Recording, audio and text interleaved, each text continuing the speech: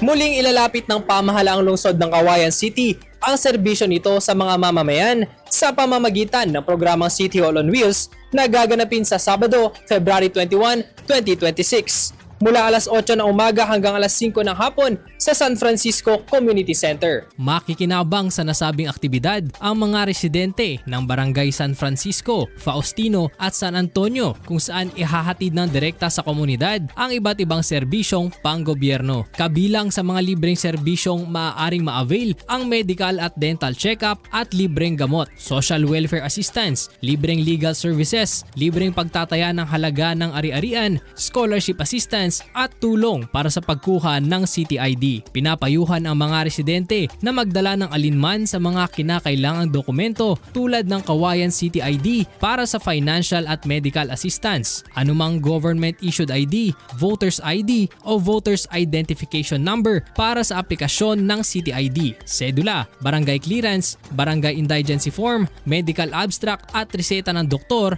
para sa medical provision. Layunin ng programang City Hall on Wheels na mas mapalapit sa mamamayan ang serbisyong pampubliko at matugunan ang kanilang mga pangangailangan ng mabilis at direkta sa kanilang komunidad. Para sa IFM News, ako si Manong Kit, Idol! IFM News.